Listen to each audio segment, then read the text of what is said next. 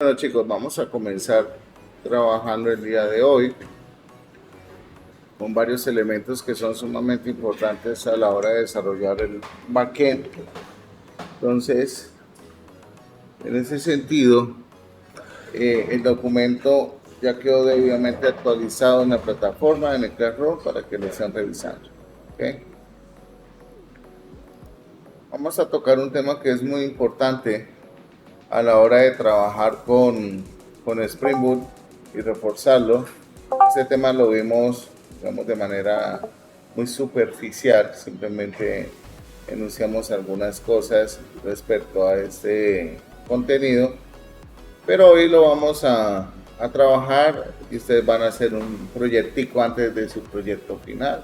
Esta semana les pronostico poco sueño, mucho trasnocho, mucho desvelo, porque es la última semana que están en mis manos, entonces va a ser dura, ¿okay? Y sin piedad.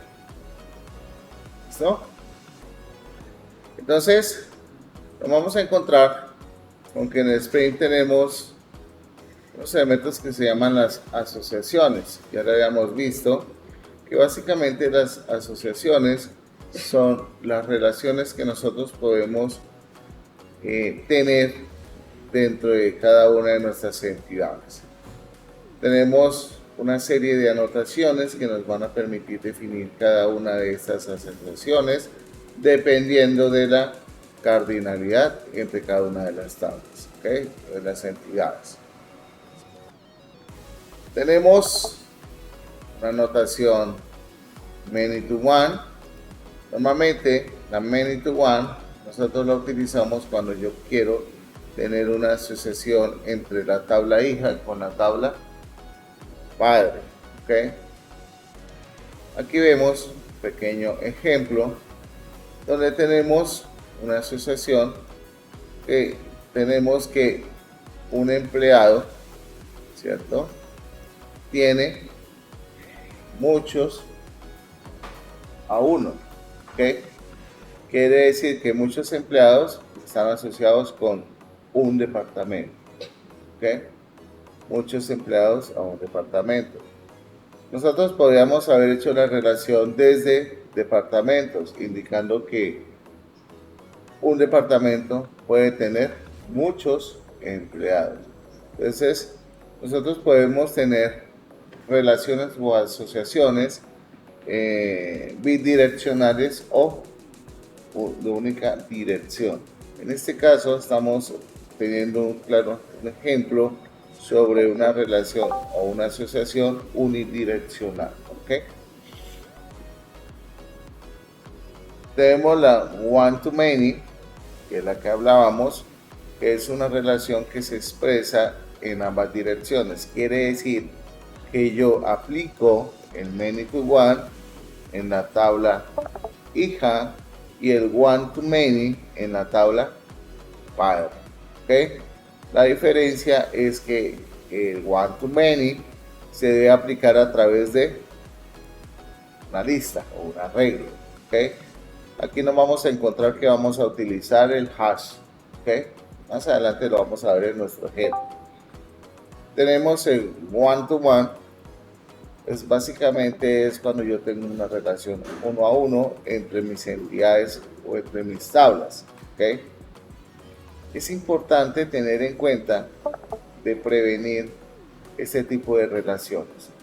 No es una mala práctica, no les estoy diciendo que, pero tampoco se llenen de relaciones uno a uno. ¿Okay? En este caso estamos viendo que tenemos que una persona tiene una dirección. Y la más interesante, que es la many to many, que es cuando tenemos una relación de muchos a muchos, donde nosotros vamos a tener que especificar cada uno de estos elementos, donde por ejemplo un estudiante puede tener muchos cursos y un curso puede estar en muchos estudiantes, puede ser tomado por muchos estudiantes, ¿cierto? Entonces fijémonos de qué manera nosotros podemos establecer esta relación, donde aquí podemos especificar con el join table. Vamos a especificar el nombre que va a tener la tabla intermedia, ¿ok? El nombre de la tabla intermedia. Aquí vamos a tener el nombre de la columna que va a ayudarnos a establecer como esa relación, ¿cierto? Nosotros tenemos algo que se llama los join columns, donde nosotros podemos especificar en forma individual o podemos colocar un arreglo, ¿ok? Arreglo en el cual vamos a especificar las columnas. Ya vamos a trabajar con cada una de ellas y vamos a mirar cómo podemos establecer este tipo de atributos con nuestro ejercicio práctico que tenemos por ahí. Ahora, voy a pasar por acá donde tengo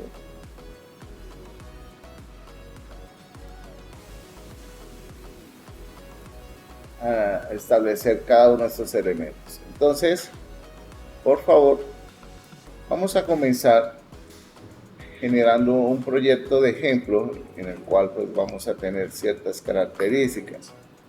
En el documento PDF van a encontrar esta sección donde está el código, pues para evitar que de pronto se me encalambren por ahí en los deditos y de pronto escriban mal o algo, ¿ok? El código está editable para que lo puedan trabajar.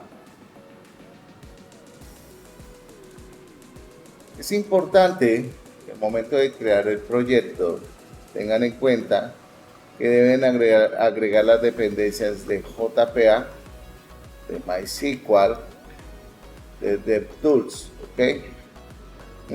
Aquí de pronto me hizo falta una, que es la de web, ¿ok? Pueden colocarla. Si quieren crear el API REST, ¿ok? Si quieren crear el API REST. Si no quieren definir el API REST, pues lo dejamos de esta manera y vamos a trabajar como el proyecto anterior, que es bajo la consola, ¿ok? Aquí simplemente lo que vamos a ver es cómo podemos interactuar con cada una de las asociaciones y cómo van a impactar sobre la base de datos. Más no vamos a crear controladores ni endpoints todavía, ¿ok? Entonces, si quieren, pueden colocar el web. Si lo colocan como web, tienen que crear controladores, o sea, deben ser creativos. Si no, lo dejamos de esta manera. Ya ustedes toman la decisión cómo lo quieren trabajar. Como es reciente, vamos a crear nuestros dos paquetes, uno llamado entities y el otro llamado repositories, y cada uno de ellos va a tener su funcionalidad. Ahora bien, en entities lo que vamos a hacer ahora es a crear una tabla o una entidad llamada client y otra llamada inbox. Quiere decir que vamos a establecer una relación entre clientes y facturas. Esto se puede leer que un cliente puede tener muchas facturas y una factura pertenece a un solo cliente, ¿cierto? Entonces vamos a mirar cómo establecemos esta referencia y esta relación.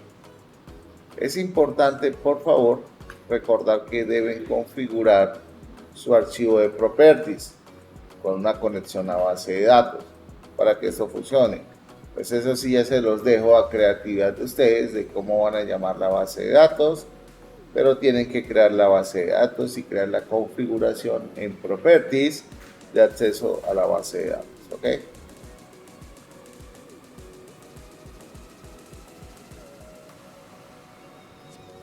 Aquí vamos a tener la clase client, donde vamos a tener las diversas configuraciones que ustedes ya conocen.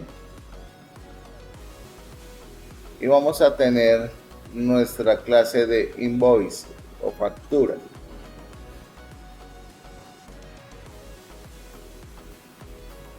Por ahora vamos a notar que estas dos clases no tienen ningún tipo de relación. ¿Ok?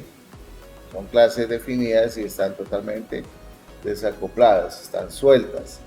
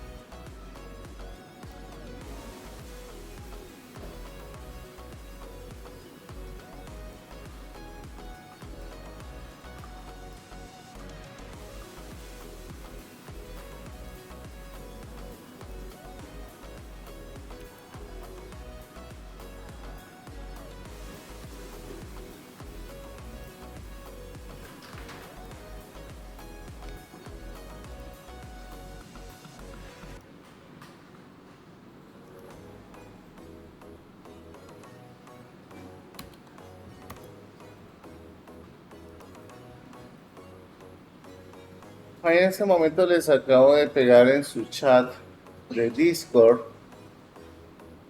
el diagrama relacional que van a tener que armar. ¿Ok? Entonces ya ahorita se estresan por eso. Por ahora préstenme atención acá.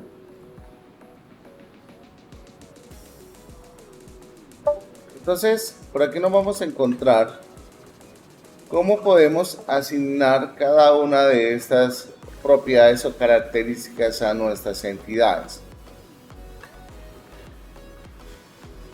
En este ejemplo, estamos teniendo nuestra clase clientes, la cual ustedes van a notar que no tienen absolutamente nada definido dentro de su estructura, no cambió en nada.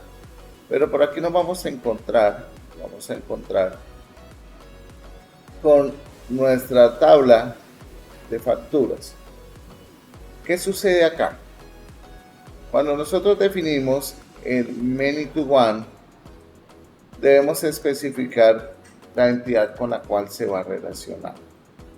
Es muy importante tener en cuenta que cuando nosotros creamos este tipo de relaciones o asociaciones, Spring Boot automáticamente me va a crear una llave llamada Client ID. ¿En dónde va a crear ese Client ID? Pues ya ustedes lo van a descubrir en un momento. Entonces, cuando hagamos esto, van a tener que ustedes ejecutar su aplicación que acabaron de crear, y lo que van a observar es la creación de las dos tablas, la tabla de clientes y la tabla de facturas, y automáticamente Spring Boot va a tomar esas entidades y va a generar relación. Es muy importante, por favor, tener en cuenta que en su archivo principal, en su main, si están trabajando netamente para la consola, como lo hicimos en la clase anterior, tener presente implementar el command runner line, ¿no? Que es para que se ejecute el tiempo de consola en la consola, e implementar la sobrecarga del método que ya saben que deben implementar, y obviamente generar la inyección a unos repositorios, porque no se les olvide que hay que crear el repositorio de client y el repositorio de invoice. ¿Okay? Recordemos que estamos trabajando con CRUD repositorio. Entonces, por favor, hagamos eso. Bueno, jóvenes, vamos a seguir acá. Nosotros también nos vamos a encontrar con la relación one-to-many. Generalmente la relación one-to-many es para indicar una relación de uno a muchos. ¿Okay? Y en este caso, nosotros nos vamos a encontrar por acá con una nueva clase que se llama direcciones. ¿Okay? Direcciones. Entonces, por favor, les sugiero que la creen nuevamente, creen esta nueva clase, la cual va a estar asociada con, obviamente, con clientes. ¿Listo? Donde nosotros vamos a poder especificar una relación en la cual tenemos estas opciones. Aquí aparecen nuevos elementos, unas anotaciones adicionales que nos van a ayudar a llevar a cabo ciertos procesos. Aquí tenemos un atributo de cascada para poder especificar el soporte, digamos, en el orden de los costos. Cuando yo elimino algún dato, si esa actualización o esa eliminación se va a realizar en forma de cascada o no. Ustedes bien saben que este término está acuñado para que si yo tengo una relación entre los registros, estos se puedan ver afectados al momento de poder modificar o eliminar. Aquí vemos que tenemos esta opción. Esta opción me va a ayudar para prevenir o evitar la creación de tablas, digamos, huérfanas, ¿cierto? Entonces vamos a hacer varias cositas acá. Aquí vemos que tenemos un join column en el cual estoy especificando cómo quiero que se llame ese atributo, ¿okay? En la tabla. Entonces, por favor, por acá creo, si no me equivoco, a ver si tengo por acá una visualización.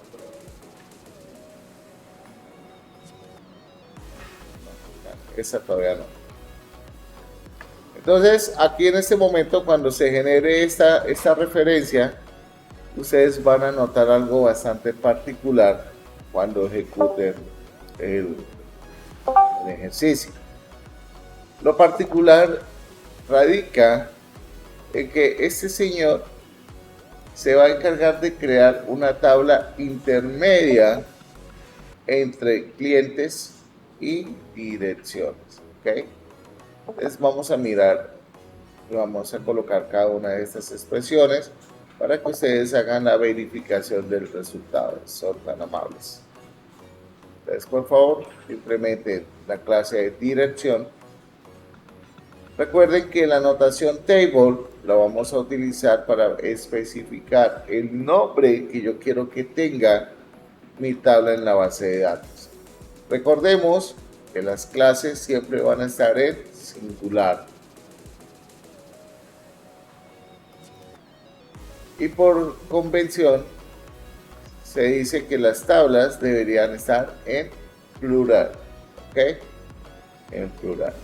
¿Qué pasa si yo manejo términos en español? Pues no pasa nada siempre y cuando nosotros especifiquemos esos nombres. ¿Ok? Quiere decir que yo puedo tener una clase en inglés Y el table name en español, sí. Pero digamos que no es como muy de buena práctica tenerlo así. ¿Listo?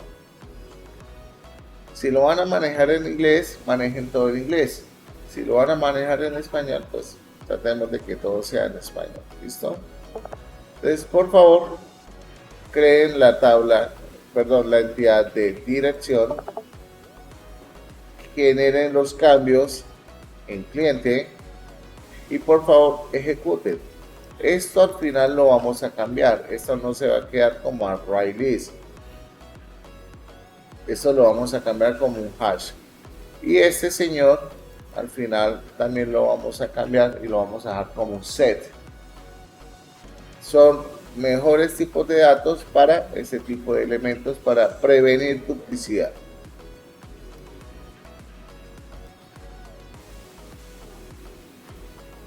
Ahora ustedes van a tener su espacio para que codifiquen el resto si no alcanzan a terminar.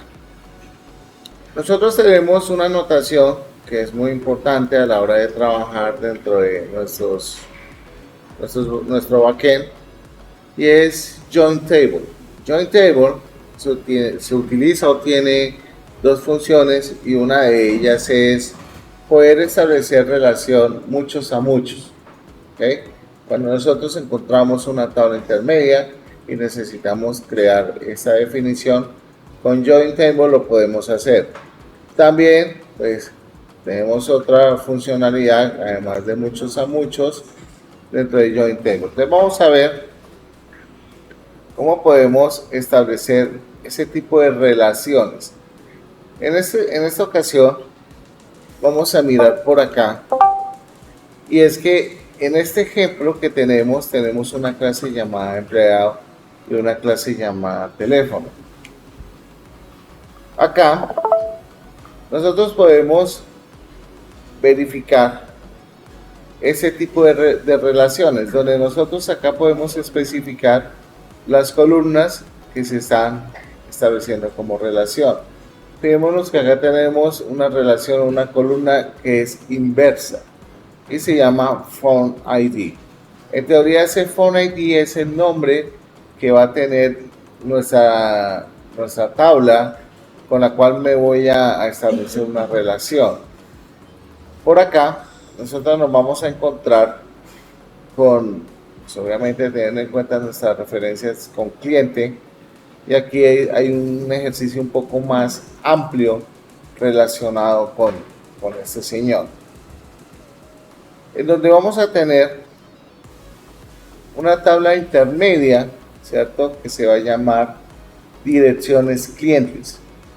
En teoría aquí lo que queremos buscar es que nosotros podamos tener muchas direcciones, y un cliente puede tener muchas direcciones y así sucesivamente. ¿Ok?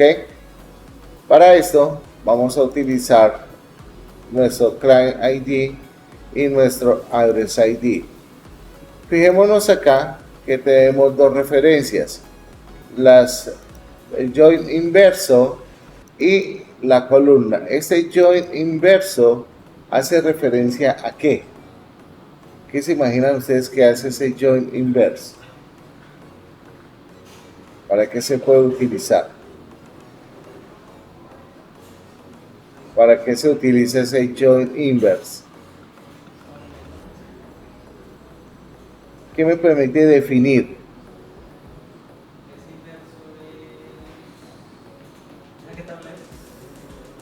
Esta es la tabla de clientes.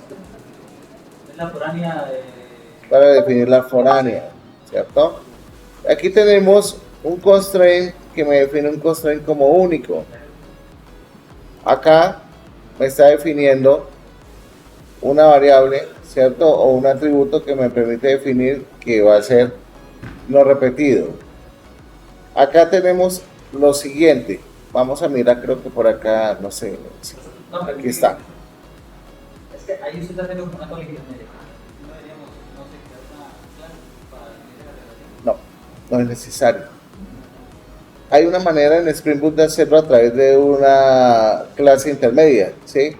Pero digamos, eso al final incluso se puede convertir en algo un poco más complejo porque usted dentro de las entidades tiene que colocar la referencia a esa entidad intermedia, ¿no?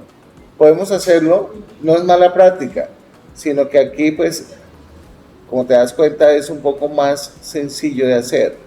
Fíjate que el address ID que teníamos definido acá me está definiendo que la llave de referencia con dirección, pero al mismo tiempo le estoy diciendo que address ID es única.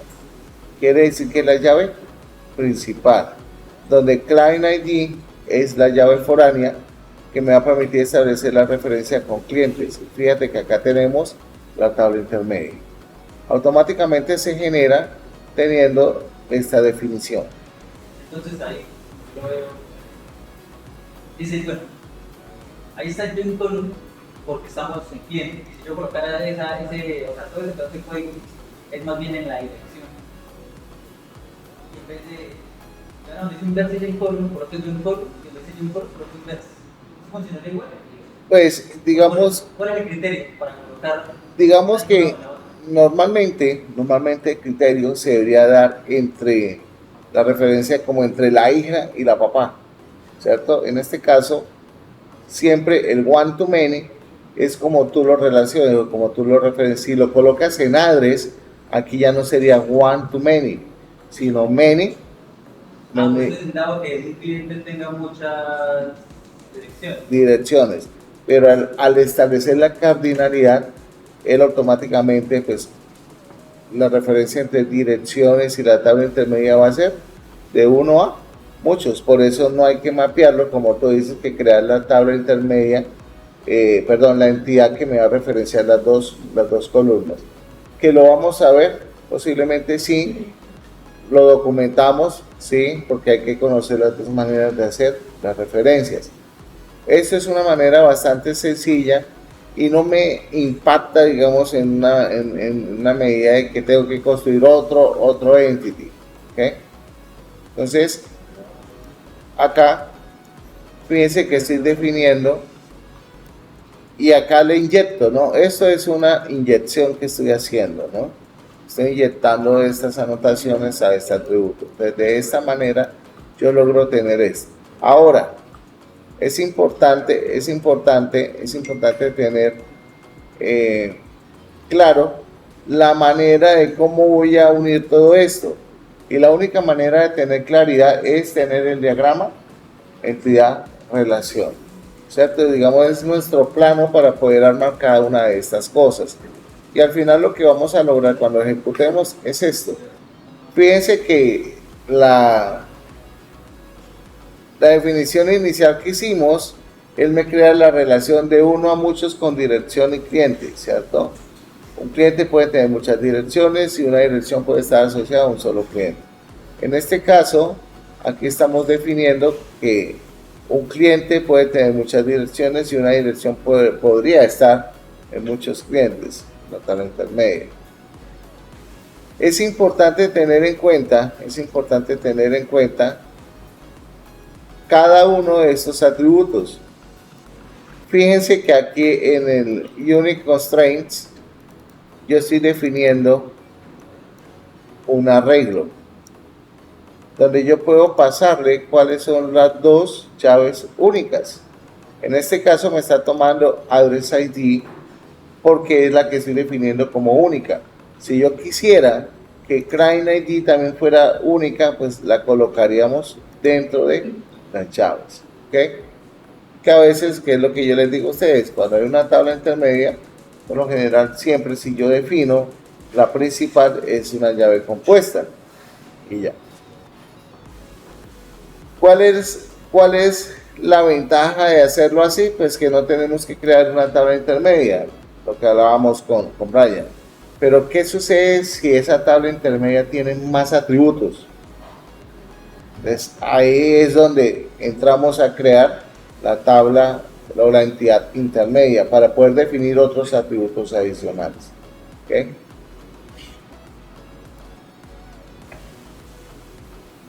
Bien.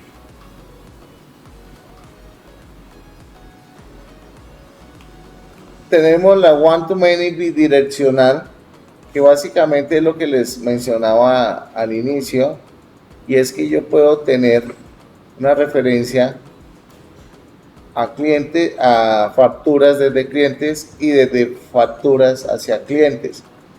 Fíjense acá que tenemos un set, ¿cierto? Un set, aquí ya empezamos a trabajar con los sets, donde estoy definiendo de uno a muchos. Y acá les estoy indicando este atributo que se llama Mapped By, donde me va a indicar cuál es el nombre del objeto con el cual voy a mapear. ¿En dónde está definido esto? Dentro de Invoice.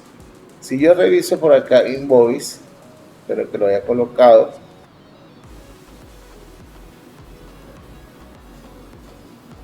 Acá. Este nombre de objeto que se está definiendo acá es el que se utiliza en el Mapped By. Por eso es que se dice que es una relación bidireccional. ¿Okay? Estamos definiendo de uno a muchos y de muchos a uno. ¿Cuál es la mejor práctica? Pues digamos que dependiendo de cómo lo queramos definir. Nosotros podemos definirlo unidireccional o bidireccional. ¿Okay? No hay, digamos, una ventaja de una sobre la otra. ¿Okay? Lo importante es que ustedes deben chequear que sí o sí debemos tener las relaciones creadas de forma correcta. Nosotros hemos trabajado en arquitecturas como la arquitectura hexagonal, como el vertical slicing, etc.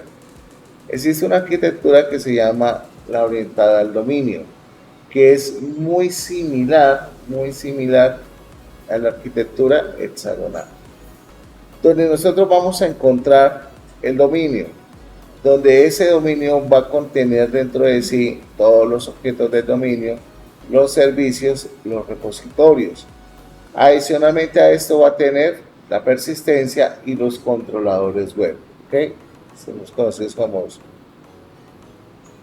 Entonces, por acá tenemos, es una breve explicación, se los recomiendo que lo revisen, que lo lean, no lo vamos a leer acá, no nos vamos a gastar el tiempo en eso.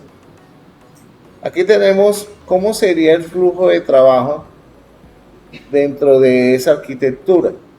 Básicamente tenemos que los clientes llevan a cabo peticiones hacia las APIs, ¿okay? Hacia las APIs, donde las APIs se comunican directamente con los servicios dentro de mi entorno. Los servicios envían información o se comunican con la persistencia, donde la persistencia tenemos los repositorios y las entidades, ¿okay? Y estos señores al final son los que se van a encargar de comunicarse con nuestras fronteras, con nuestras bases de datos y demás elementos de persistencia de información. Aquí tenemos pues unos conceptos que sería interesante que los revisaran. Vamos a tener aquí un ejemplo. Este es un ejemplo de un proyecto que estoy haciendo, se está haciendo, donde nos damos cuenta que tenemos dentro de estos cuadritos un segmento donde tenemos persistencia y donde tenemos entidades y donde tenemos los controladores. ¿Okay? Fíjense que inicialmente tenemos la capa de dominio, la capa de persistencia y la capa de web, donde dentro de la capa de web vamos a encontrar los controladores. Dentro de la capa de persistencia vamos a encontrar todo lo referente a los CRUD, ¿okay? A los CRUD, que son los métodos que se encargan de llevar a cabo los procesos de inserción y todo lo relacionado con la base de datos. ¿Okay? Tenemos las entidades y dentro del dominio nos vamos a encontrar con los repositorios, los servicios y los DTO. Hoy en día existe unas librerías como Lombok que nos permite definir dichos, dichos DTO de manera muy simple. No vamos a utilizar Lombok. ¿Por qué no vamos a utilizar Lombok? Porque la idea es aprender a crear nuestros propios DTO, poderlos personalizar y digamos que de una manera u otra nosotros nos podemos encontrar con proyectos cuya versión de Spring Boot no implemente Lombok, por ejemplo, ¿cierto? Entonces Lombok, si no me equivoco, eso es una implementación que está como de la versión 2.3, 2.4, no recuerdo desde qué momento. Igual estaba como una dependencia externa y había que instalarla y configurarla. Ya hoy en día viene como dependencia propia dentro de Spring. Entonces, no vamos a trabajar sobre el Lombok, sino vamos a construir nuestras propias DTO. Entonces, para el ejercicio que ustedes van a hacer, yo les acabo de compartir ese pequeño diagrama en el cual van a encontrar unas entidades, unas tablas, las cuales tienen unos atributos. Pero como se pueden dar cuenta, hay una relación. Entonces yo necesito que a través de Spring, obviamente aquí ya vamos a trabajar un proyecto orientado hacia API REST. Quiere decir que cuando generen el proyecto van a tener que incluir ¿qué? La dependencia de web. ¿Ok? Van a tener que incluir la dependencia de web. Entonces ahí les dejo el diagrama para que se deleiten el día de hoy. Esto es para entregar mañana.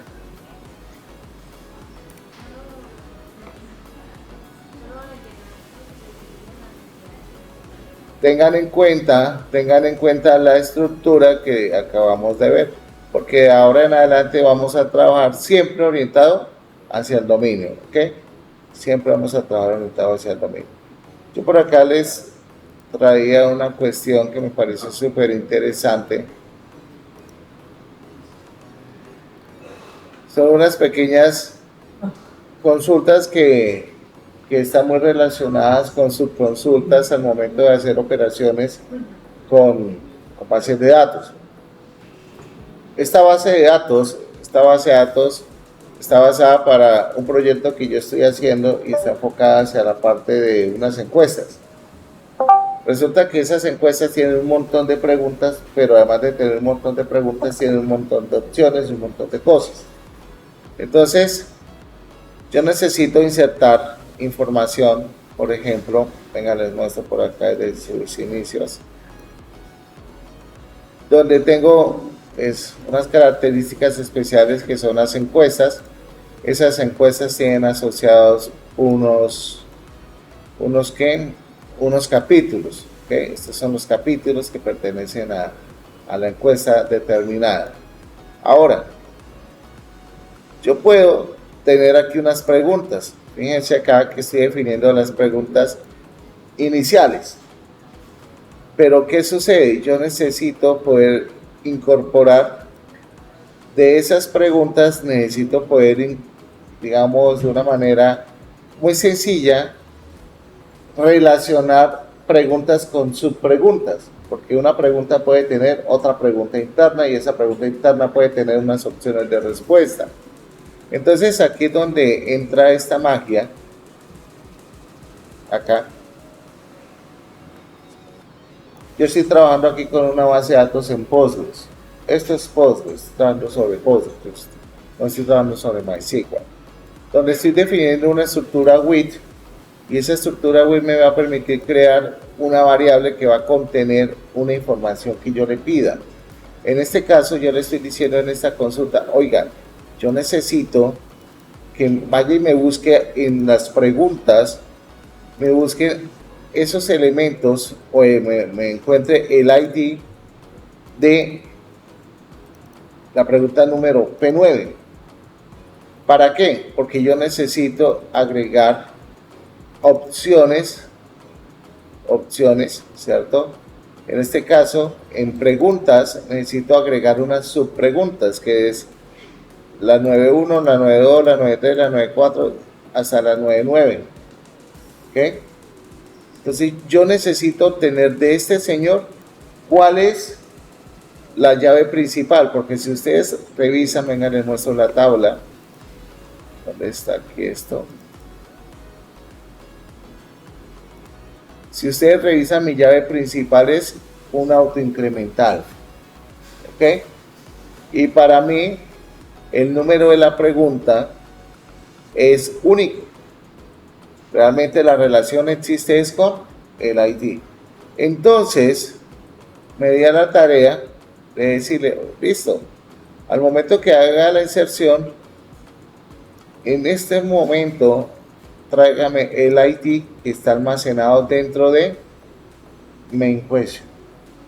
Y fíjense cómo puedo de esa manera hacer el volcado de los datos dentro de la misma base de datos sin necesidad de ponerme a especificar aquí o ir a mirar, venga, cuál fue el ID que tiene esta pregunta, porque puedo tener muchas preguntas, ¿cierto? Entonces con eso yo le estoy especificando que vaya y busque sobre una pregunta específica y me traiga la llave principal, y ya con eso pues la coloco en la llave foránea. Entonces es algo bastante interesante que uno construye dentro de Postgres. Posiblemente se pueda con MySQL, sí, creo que sí se debe poder con MySQL. Por acá tengo otra especial, esa me demoré un poquito, donde yo tengo muchas subpreguntas y necesitaba hacer la inserción de las opciones de respuestas de esas subpreguntas. Entonces aquí lo que hice con este with, hice un with anidado, donde estoy obteniendo para la 331, 332, bla, bla, bla, bla, bla, cada uno de los IDs. Y luego hago el insert. Y acá le digo, insérteme de acuerdo a las variables. Digamos que es una manera, diga, uy, pero todo ese montón de código, sí, pero el tiempo que me va a ahorrar al momento de construir los insert y las relaciones entre las llaves va a ser muy efectivo. Entonces es algo que les quería mostrar para que en un futuro ustedes tengan una manera totalmente diferente de poblar una base de datos. ¿Okay?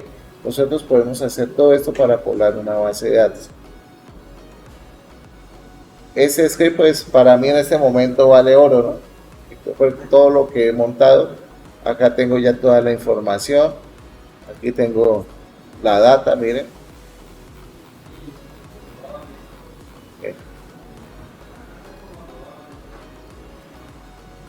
Está como robable, ultrajable. Pues nada, ahí les dejo. Pues el script no se los voy a pasar, pero quedó debidamente anotado y grabado ahí en el video para que ustedes tengan una referencia. Esto ya es información de cómo proceso la información y los valores que voy a insertar, ¿no? No es más. Pero lo importante es acá es esto. Cómo estructuro el with y la condición.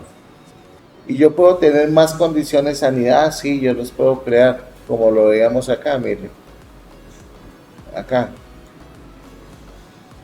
Por ejemplo, digamos que yo tengo que cumplir con condiciones de la misma tabla, pero con diferentes cosas.